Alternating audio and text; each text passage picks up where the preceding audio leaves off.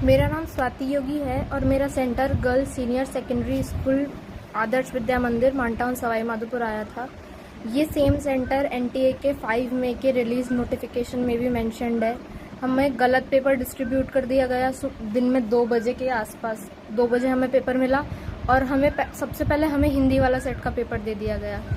फिर हमने उनको बोला भी कि ये हिंदी वाले सेट का पेपर है, हम इंग्लिश मीडियम के स्टूडेंट्स हैं, तो उन्होंने मना कर दिया कि नहीं, तुम्हें यही पेपर करना पड़ेगा। हमने 10-15 मिनट वेट भी किया, उस पेपर को सॉल्व भी किया, पर ओएमआर नहीं भरी। पर उन्होंने जब बिल्कुल मना कर दिया कि तुम्हें दूसरा पेपर मिलेगा ही नहीं, फिर हमने ओएमआर भरनी स्टार्ट करी। लेकिन वो 5 मिनट बाद दोबारा आए और हमसे हमारा पेपर ले गए। ओएमआर वही रहने दी, पुरानी वाली। फिर हमें दोबारा इंग्लिश का पेपर दे गए, लेकिन ओएमआर वही रहने दी, पुरानी हिंदी वाली। तो हमने बोला कि हाँ, ओएमआर और पेपर का सेट जो है वो मिसमैच्ड है, पर उन्होंने नहीं सुनी कि तुम्हें इसी पेपर में करना पड़ेगा। ओएमआर R6 की थी और पेपर R4 का था। इसके लिए कुछ बच्चे बाहर जाके प्रोटेस्ट करने लग गए। सब सीसीटीवी में सब रिकॉर्डेड है।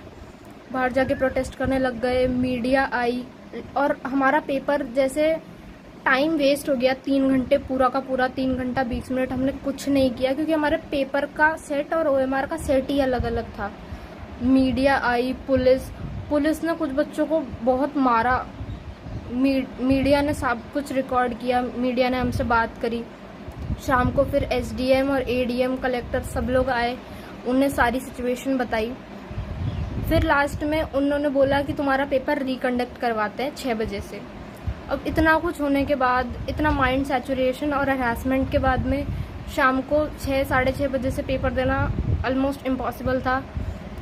फिर भी हम सब ने करेज गैदर करी और बोला कि ठीक है, हम लोग दे देंगे दोबारा पेपर। पर उन्होंने हमारे क्लासरूम के 12 बच्चों को फिर मना कर दिया कि तुम लोग पेपर नहीं दे सकते, क्योंकि तुम लोग 3 घंटा क्लास के अंदर बैठे थे, बाहर जाके प्रोटेस्ट नहीं कर रहे थे। लेकिन हमारी अटेंडेंस उन्होंने मार्क कर दी। हमने ना ओएमआर शीट पे साइन करे, ना थंब इम्प्रेशन लगाया, ना अटेंडेंस शीट पे साइन करे। स्टिल उन्होंने बोला कि तुम्हारा पेपर दोबारा नहीं होगा। बड़ी मुश्किल। और इस टाइम जो शाम वाला पेपर था वो स्टार्ट हो चुका था बच्चों का। हम एडीएम के पास दोबारा गए, हमने उन्हें पूरी सिचुएशन बताई कि हमने दिन में पेपर किया ही नहीं सर, हमारा सेट और ओएमआर मिसमैच हो रहा था।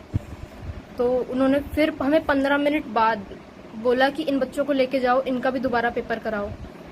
तो फाइनली हमारा पेपर 6:30 से चालू हुआ और 9:30 पे जाके ख़त्म हुआ। और वो सेम पेपर हमारा जो आया, MNOP सेट का पेपर था हमारा। मेरे सेट M3 था। उस MNOP सेट के पेपर, वही सेम पेपर कुछ जगह इंडिया में दिन में भी कंडक्ट हो चुका था। इंडिया के कुछ सेंटर्स में दिन में भी वो पेपर बच्चों को मिल चुका था, जो हमारा रात में कंडक्ट हुआ। तो अगर वो पेपर सुबह ही कंडक्ट हो चुका था, तो हम उस सेम पेपर से हमारी रात को एग्जाम उन्होंने कैसे ले ली, कैसे करवा सकते हैं। इसके बाद में भी उस पेपर में भी कुछ क्वेश्चंस थे चैलेंजेबल, जो प्रोविजनल आंसर की आने के बाद में मैंने टीचर से कंसल्ट करके उन्हें चैलेंज किया। उस पर भी कोई एक्शन नहीं लिया गया और हमारा जो टाइम लॉस हुआ उसका ना कोई नॉर्मलाइजेशन किया गया, ना हमें कोई ग्रेस मार्क्स दिए गए। तो अब इसके ऊपर क्या किया जाए। मेरे 636 मार्क्स बन रहे हैं, पर इस साल सिलेक्शन नहीं होगा क्योंकि 42,000 रैंक है। अब इतने सब बावजूद, इतने कुछ होने के बावजूद 636 मार्क्स पे अगर सिलेक्शन नहीं हो रहा है तो।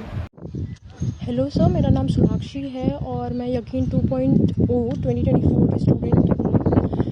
एंड मैंने इस साल का नीट का एग्ज़ाम दिया था और मेरे 652 मार्क्स आ रहे हैं, पर इस मार्क्स पे भी मुझे कोई कॉलेज नहीं मिल रहा है। एक्चुअली सर, मेरा जो सेंटर था वो मिर्ज़ापुर यूपी में पड़ा हुआ था और मुझे ये नहीं पता कि और सब रूम्स में जो मेरे सेंटर पे थे उनमें क्या हुआ था और क्या नहीं हुआ था। पर मेरे रूम में जो हमारे इन्विजिलेटर थे वो बार बार ये हमें बोल रहे थे कि आपके एडमिट कार्ड में, चूँकि एनटीए ने ये लिख के भेजा हुआ है कि आप पेपर में कुछ भी स्क्रिबल नहीं कर सकते, आप कैलकुलेशन नहीं कर सकते हैं, आप आंसर्स पे टिक भी नहीं कर सकते हैं, आपको सिर्फ और सिर्फ ओएमआर में बबलिंग करनी है। आई डोंट नो, ये पूरे कंट्री में मैंने किसी को नहीं सुना बोलते हुए, बट मेरे सेंटर में बहुत ज़्यादा प्रॉब्लम हुआ मेरे रूम में। और वो बार बार हमें बिगड़ रहे थे कि अगर हम किसी तरीके से अगर हम कर भी रहे थे तो वो उसको इतना ज़्यादा जाकर बिगड़ रहे थे कि हम डर के मारे उनसे छुपा रहे थे अपने आंसर। जब भी वो आ रहे थे हम अपना क्वेश्चन पेपर पलट ले रहे थे उस पेज पे, ताकि जिस पे हमने कोई क्वेश्चन नहीं किया, ताकि वो देख ना पाए कि हम पेपर पे कर रहे हैं। ऑफकोर्स आपके पास सिर्फ और सिर्फ एक पेज है सर, और हमारे पास बायो में भी इतने स्टेटमेंट बेस्ड क्वेश्चन होते हैं हमने पूरे साल यही प्रैक्टिस की होती है कि हम अंडरलाइन करें, क्वेश्चंस को सर्कल करें, इंपॉर्टेंट वर्ड्स को, और तभी हम आंसर को मार्क कर सकते हैं। और स्पेशली इस बार का बायो का पेपर जिस हिसाब से उसमें मैथ्स द फॉलोइंग थी, केमिस्ट्री फिजिक्स की तो बात ही छोड़ दे, जब बायो में ही ये हाल था कि आप बिना पेन उठाए आप उस क्वेश्चन को नहीं कर सकते हैं, चाहे कुछ भी हो जाए। और वो हमें बार बार यही लेकर डांट रहे थे कि आपके पास इतनी भी दिमाग नहीं है, बुद्धि नहीं है, आप इतना बड़ा एग्ज़ाम देने आए, आप डॉक्टर बनने जा रहे हैं, लेकिन आपको एडमिट कार्ड पढ़ने तक का दिमाग नहीं है। एंड जिसकी वजह से हम बार बार जब वो आते थे तो पेपर छुपाने के चक्कर में 10 से 15 मिनट का हमारा नुकसान हुआ। हमें भी बता देते कि नॉर्मलाइजेशन हो रहा है, हम भी इसके लिए अपील कर देते, हमें भी नंबर मिल जाते। भाई 652 में यूपी में कोई कॉलेज नहीं मिल रहा है, 656 मैक्सिमम है जहाँ पे आपको कॉलेज मिलेगा, 655 पे बहुत सारे बच्चों को कॉलेजेस नहीं मिलेंगे। सर इसकी भरपाई कौन करेगा और क्या होगा इसका हमें कुछ नहीं पता। हमारे साल भर की मेहनत हम सब बर्बाद जाएगी। Thank you sir.